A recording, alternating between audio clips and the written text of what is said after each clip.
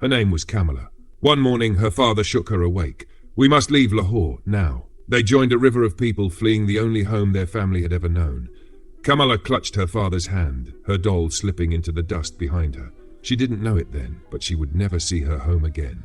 This story isn't just hers, it's the story of millions. That first dawn of independent India and Pakistan was meant to be hopeful. Instead, it sparked one of the darkest chapters of the 20th century. 15 million people displaced, over 1 million dead in the storm of partition. That storm never truly stopped. For over 75 years, India and Pakistan have been stuck in an endless loop of fighting, betrayal, and heartbreak, all over a tiny patch of mountains smaller than Iceland. This mess has sparked 3 full-blown wars, countless clashes, most recently in 2025. The tension between the 2 nuclear-armed nations continues to escalate, making this feud one of the world's longest-running conflicts. It all started when British rule ended in 1947. The subcontinent was divided by religion, Hindu-majority India and Muslim-majority Pakistan. But Kashmir was different. It was a princely state, with a Hindu ruler and a Muslim population. While most Kashmiris wanted Pakistan, the Maharaja dreamed of independence. Chaos erupted. Pakistan-backed rebels stormed the streets, cornered. The king made a desperate deal with India in exchange for military aid, a decision Pakistan rejected, sparking the First Indo Pak War.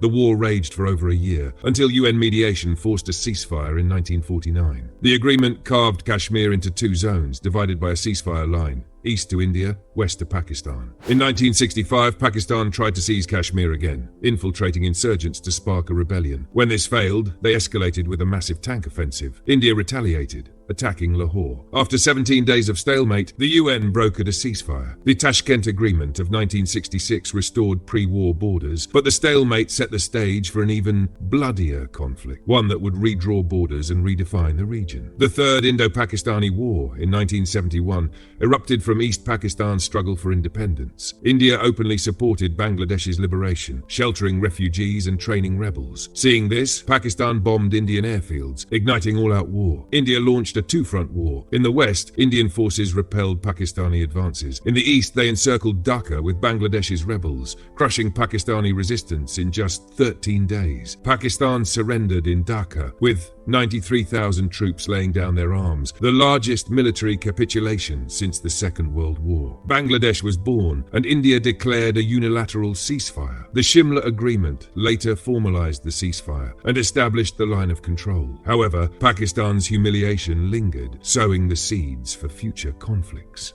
After nearly 30 years of relative peace, in May 1999, Pakistan-backed forces seized Kargil's peaks. The audacious move shattered a fragile peace and threatened to reignite full-scale war. India reclaimed them in brutal alpine combat. The world feared nuclear war. The United States pressured Pakistan to withdraw. 4 years later, a formal ceasefire in 2003 solidified the line of control, but trust remained shattered. Despite the 2003 ceasefire, shelling and militant attacks continue to plague Kashmir's villages. On February 14, 2019, a suicide bomber killed 40 Indian soldiers in Pulwama. India retaliated with airstrikes on Pakistan. Pakistan responded by bombing Indian Kashmir. Jets clashed over the line of control. Pakistan captured a pilot after downing his jet. The world again braced for nuclear escalation, but the captured pilot's return eased tensions. Months later, India revoked Kashmir's autonomy, tightening its grip. Fast forward to April 22, 2025. An attack in Pahalgam killed 26 tourists. Again, India blames Pakistan-based militants and retaliates by suspending the 1960 water-sharing treaty, strangling Pakistan's agriculture. In addition, India launched missile strikes on alleged militant camps. Pakistan retaliated, launching 300 to 400 drones and missiles at Indian military bases. The conflict saw the first drone war